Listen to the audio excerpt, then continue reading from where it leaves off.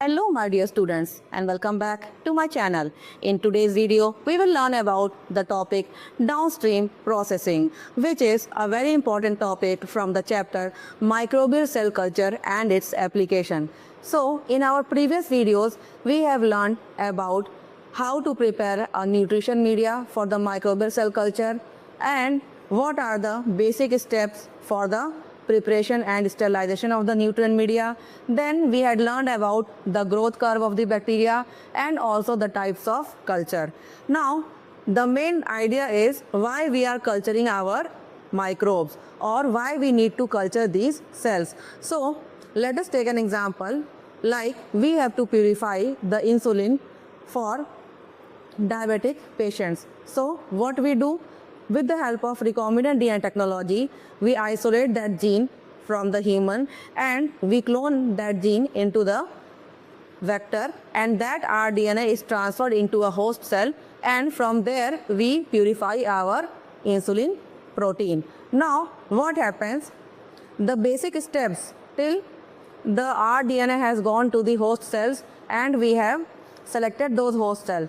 After that the steps means cell में जाने के बाद वो हमारी प्रोटीन जो एक्सप्रेस कर रही है, उसके बाद से प्रोटीन जो प्यूरिफाई करने का स्टेप्स होता है कि बाद में हम क्या क्या स्टेप्स यूज़ करते हैं, वो हमारा कहलाएगा डाउनस्ट्रीम प्रोसेसिंग.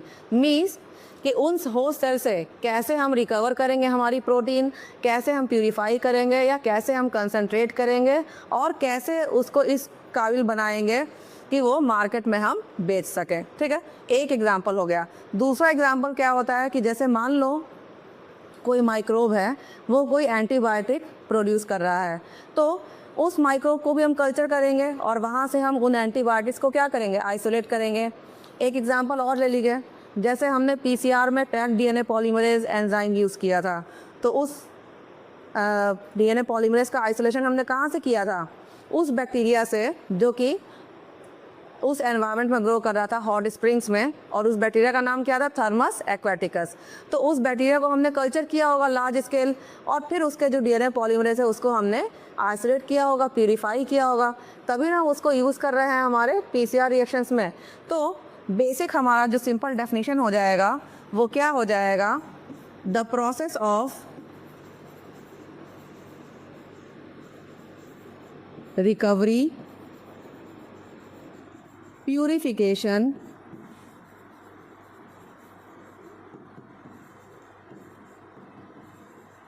and concentration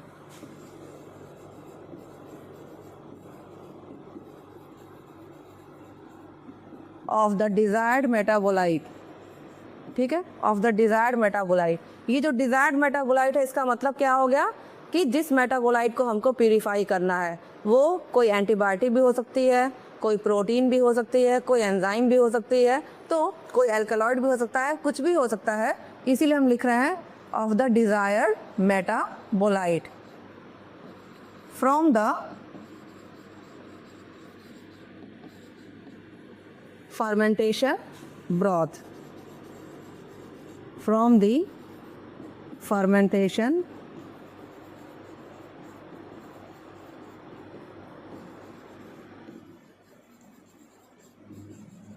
जैसे मान लो अगर हमने 1000 लीटर कल्चर लगा दिया उस बैक्टीरिया का जिसमें हमारा इंसुलिन का जीन है और वो एक्सप्रेस कर रहा है, तो उस 1000 लीटर कल्चर में से हम प्योर इंसुलिन को कैसे प्यूरिफाई करेंगे, तो जो भी स्टेप्स हम यूज़ करेंगे वो हमारे आ जाएंगे किस में? डाउनस्ट्रीम प्रोसेसिंग में.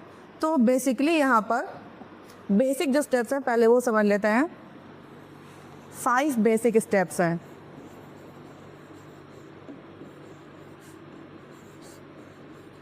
5 बेसिक स्टेप्स किसके? डाउनस्ट्रीम प्रोसेसिंग के. First is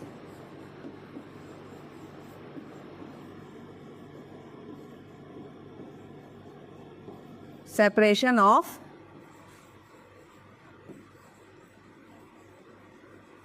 cells from the fermentation broth.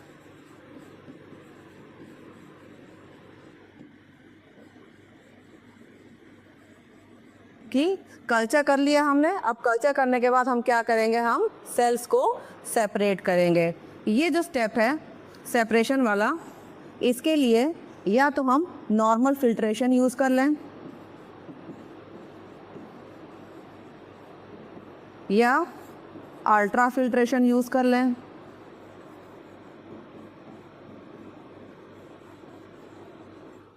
और या हम सेंट्रीफ्यूगेशन यूज़ कर लें। इनमें से कोई भी एक मेथड हम यूज़ कर सकते हैं। फिल्ट्रेशन का मतलब क्या हुआ कि जैसे हमने क्या कर दिया, छानना। फिल्ट्रेशन का मतलब छानना हुआ कि हमने फ़िल्टर आउट कर लिए हमारे सेल्स और ब्रॉथ अलग कर लिए, सेल्स अलग और ब्रॉथ अलग। अल्ट्रा फिल्ट्रेशन का मतलब क्या होता है, जब हम प्रेशर अप्लाई करके किसी चीज़ को फ़िल्टर करते हैं। जैसे अगर कोई मैश हो या जाली हो और हम क्या कर रहे हैं, प्रेशर अप्लाई करके हमारे जो ब्रॉथ है उसको फ़िल्टर कर रहे हैं, जिससे कि जो सेल्स हो वो ऊपर ही रह जाए, मतलब उस पोर साइज से ऊपर का जो होगा सेल्स वो ऊपर रह जाए और जो हमारा ब्रॉथ है वो नीचे आ जाए। और तीसरा जो हमारा सेंट्रीफ्यूगेशन है, उसमें क्या करता है कि हमारे ब्रॉथ को हाई स्पीड पर स्पिन कर देते हैं, जिससे कि जो हमारे सेल्स होंगे वो सेटल हो जाएंगे बॉटम में। अब हमने क्या कर लिया, हमने सेल्स और ब्रॉथ अलग कर लिए। अब आया हमारा दूसरा कि जब अगर हमारे कुछ प्रोडक्ट्स ऐसे होते हैं जो कि इंट्रासेलुलर होते हैं और कुछ प्रोटीन्स ऐसी होती हैं जो कि सेल्स क्या करती हैं, सिक्रीट करती हैं, जिसको हम कह देते हैं एक्स्ट्रा सेलुलर प्रोटीन्स। तो अब मान लो कि अगर हमारी कोई ऐसी प्रोटीन है जो हमको प्यूरीफाई करना है, या जो हमारा डिज़ायर्ड मेटाबोलाइट है दैट इज़ एक्स्ट्रा सेलुलर, तो एक्स्ट्रा सेलुलर है तो वो क्या होगा, वो सिक्रीट होगा ब्रॉथ में। ठीक है, तो जब हमने यहाँ पर सेपरेशन कर लिया सेल्स को अलग और ब्रॉथ को अलग, तो जो हमारा एक्स्ट्रा सेलुलर वाला होगा प्रोटीन वो हमारे ब्रॉथ में होगा, तो उस ब्रॉथ को हम क्या करेंगे, कंसंट्रेट करेंगे। और दूसरे तरफ अगर कोई हमारी ऐसी प्रोटीन है जो कि इंट्रासेलुलर है, उस केस में हम क्या करेंगे कि जो हमारा सेल निकल के आया बाहर, उस सेल को हम क्या करेंगे, लाइज करेंगे और हमारी प्रोटीन को बाहर निकालेंगे। तो सेकंड स्टेप हो गया हमारा कंसंट्रेशन ऑफ द ब्रॉथ।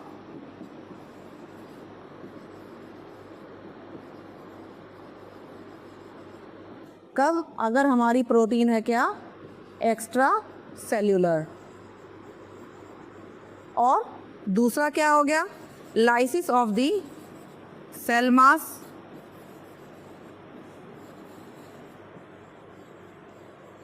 कब, अगर हमारी प्रोटीन है इंट्रा सेल्यूलर। ठीक है, तो फर्स्ट स्टेप में हमने सेल अलग कर लिया, ब्रॉथ अलग कर लिया। सेकंड स्टेप में जैसा हमारा मेटाबोलाइट हो, अगर वो एक्स्ट्रा सेलुलर है तो हम ब्रॉथ जो हमने प्यूरीफाई किया है उसे हम कंसंट्रेट कर लेंगे, या अगर हमारा प्रोटीन इंट्रासेलुलर है तो हम सेल जो हमारा निकल के आया है उसको हम लाइस करेंगे, तोड़ेंगे। ये जो लाइसिस होती है सेल की, इसके लिए कई सारे स्टेप्स हो सकते हैं। या मैकेनिकल लाइसिस हो सकती है, या हम डिटर्जेंट्स यूज़ कर लें, या हम एंजाइम्स यूज़ कर लें। ये अभी हम आगे देखेंगे।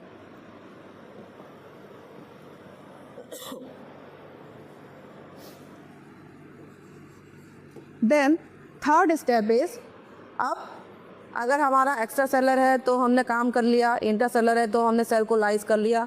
Then third step is initial purification of the metabolite.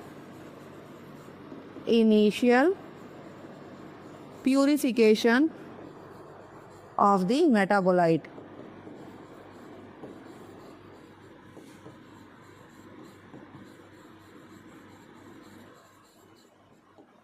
मतलब क्या हो गया, जैसे हमने ई कोलाई के सेल्स को तोड़ लिया अपनी प्रोटीन निकालने के लिए, तो जब हमने सेल को लाइज किया, ई कोलाई के सेल्स को हमने जब लाइज किया, तो क्या उसमें केवल मेरी ही प्रोटीन रहेगी, जो हमने डाला है क्या केवल वही प्रोटीन रहेगा?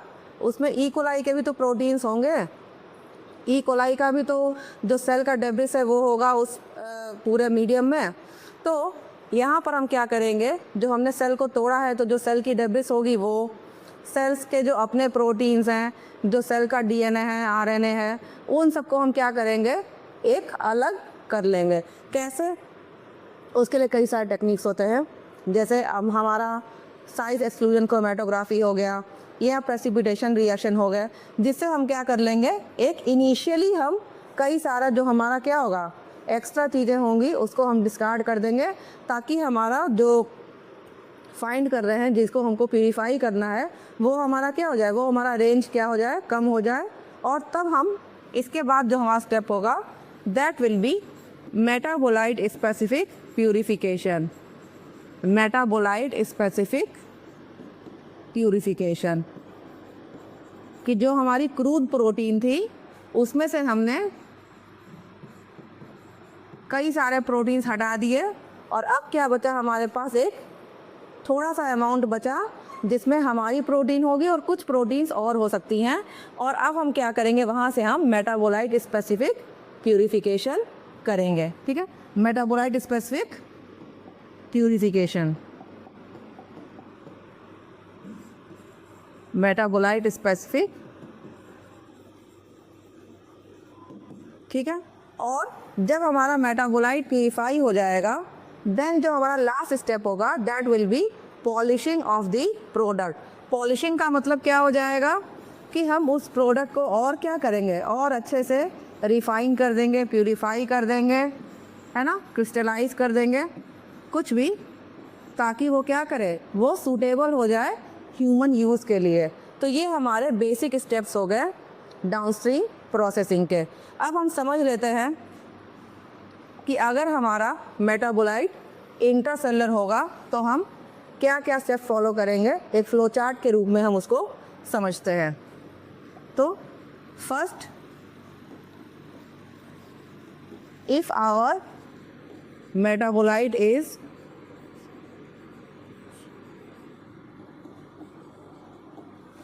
एक्स्ट्रा सेल्यूलर, ठीक है, एग्जाम्पल हो जाते हैं इसके एंटीबायोटिक्स, और आपके बुक में जो एग्जाम्पल दिया है स्ट्रेप्टोमाइसिन का, ठीक है, उस एग्जाम्पल को लेकर चलते हैं।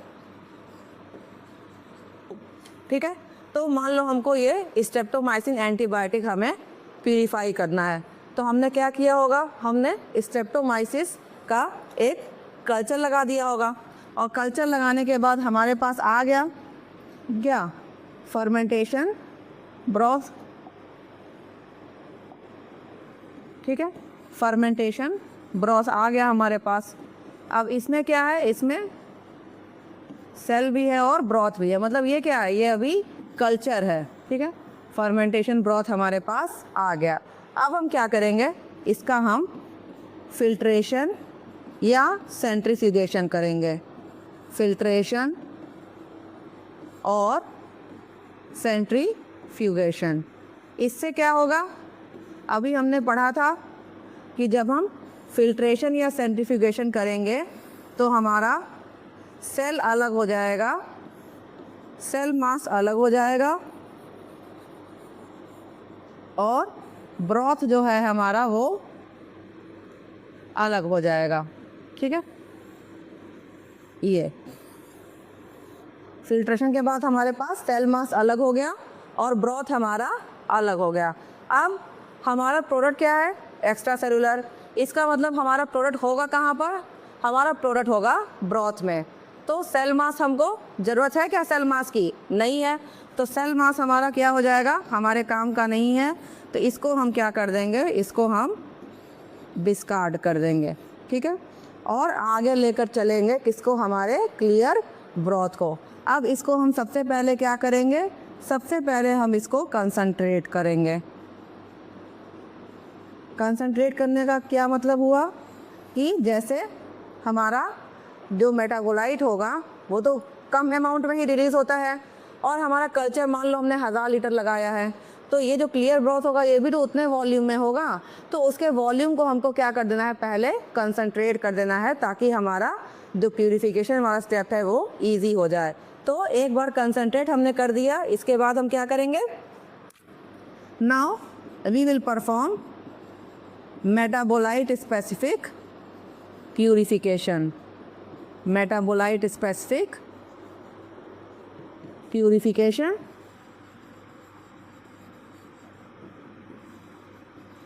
और मेटाबोलाइट स्पेसिफिक प्यूरिफिकेशन के बाद क्या हो जाएगा, हमारा मेटाबोलाइट निकल के आ जाएगा। अब हम कर लेंगे उसकी पॉलिशिंग, और पॉलिशिंग करने के बाद क्या होगा, we will obtain pure metabolite, we will obtain pure metabolite. तो ये हमारा हो गया, जब हमारा प्रोडक्ट एक्स्ट्रा सेलर है तब हम क्या क्या स्टेप्स यूज़ करेंगे, उसका ये हमारा फ्लो चार्ट हो गया कि हमें क्या क्या करना है। ठीक है, नेक्स्ट हम चलते हैं कि अगर हमारा प्रोडक्ट क्या है, if our product is intracellular, if our product is intracellular, जिसका सबसे अच्छा एग्जांपल क्या दिया है आपके बुक में, क्या दिया है, इंसुलिन। और इंसुलिन को भी क्या लिखा होगा, हीमोलिन लिखा होगा। हीमोलिन का मतलब जो रिकॉम्बिनेंट इंसुलिन है जो कि बैक्टीरिया में हम बनाते हैं उसे हम कहते हैं हीमोलिन। ठीक है, हीमोलिन कहते हैं उसे, जो कि हमारा क्या है, रिकॉम्बिनेंट इंसुलिन। तो हीमोलिन, या इसको हम क्या कह सकते हैं, रिकॉम्बिनेंट इंसुलिन। ठीक है, याद रखने के लिए IN से इंसुलिन और IN से इंट्रा। अब यहाँ पर हमारा फर्स्ट स्टेप क्या होगा, first step will be same, क्या, fermentation broth.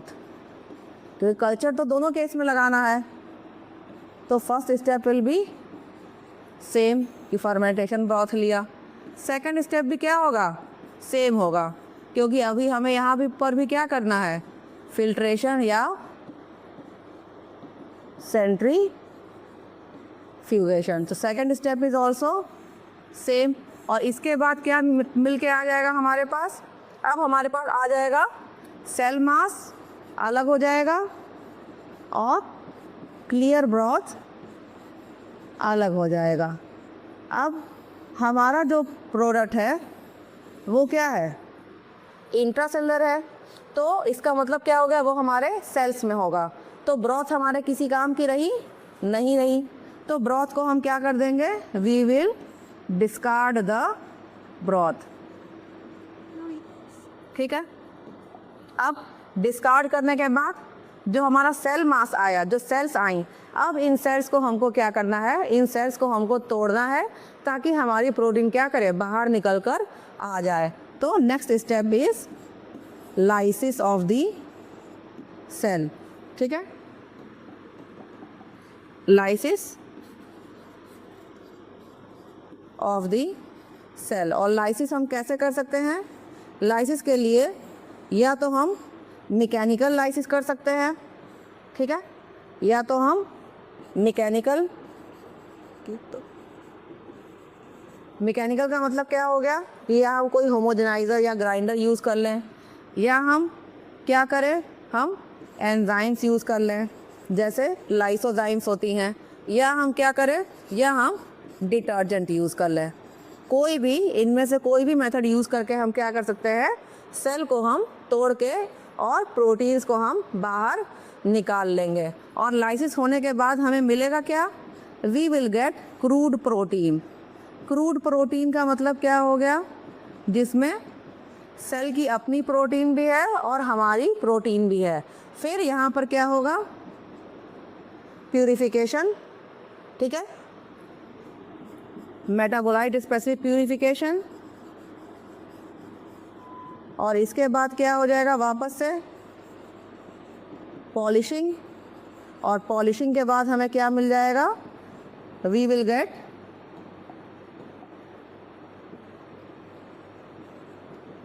Our pure metabolite. Polishing के बाद we will get our pure metabolite. तो बेसिक डिफरेंस कहाँ पर आया, बेसिक डिफरेंस आया फिल्ट्रेशन के बाद वाले स्टेप में, कि फिल्ट्रेशन के बाद अगर हमारा प्रोटीन एक्स्ट्रा सेलर है तो हम ब्रॉथ लेकर आगे चलेंगे, अगर हमारा प्रोटीन इंट्रा सेलर है तो हम सेल के मास को लेकर आगे बढ़ेंगे। और यहाँ पर एक स्टेप बढ़ जाएगा जो कि क्या है, लाइसिस ऑफ दी सेल्स। अब एक चीज़ हमें और जाननी है कि ये जितने भी स्टेप्स होंगे डाउनस्ट्रीम प्रोसेसिंग के, ये हमको कम से कम स्टेप्स में कंप्लीट करना है। क्यों? क्योंकि अगर हम स्टेप्स बढ़ाएंगे, अगर हम यहाँ पर जो मेटाबोलाइट स्पेसिफिक प्यूरिफिकेशन है, यहाँ पर कई सारी चीज़ें हो सकती हैं। सॉल्वेंट एक्सट्रैक्शन क्रोमेटोग्राफी हो सकता है, साइज एक्सक्लूजन क्रोमेटोग्राफी हो सकता है, आयन एक्सचेंज क्रोमेटोग्राफी हो सकता है, प्रेसिपिटेशन हो सकता है। तो अगर हम जितने स्टेप्स बढ़ाते जाएंगे, उतने स्टेप्स बढ़ाने पर क्या होगा, हमारा प्रोडक्शन कॉस्ट जो है वो बढ़ जाएगा, पहली चीज़। दूसरी चीज़ क्या होगी, जो हमारा यील्ड है ना, वो क्या हो जाएगा, घट जाएगा। ठीक है, तो ये एक इम्पॉर्टेंट पॉइंट है। क्या है कि the number of steps in downstream processing should be less. कई बार पूछता है क्वेश्चन, ठीक है, क्यों? Because higher the number of steps, because higher the number of steps, higher will be production cost, higher will be the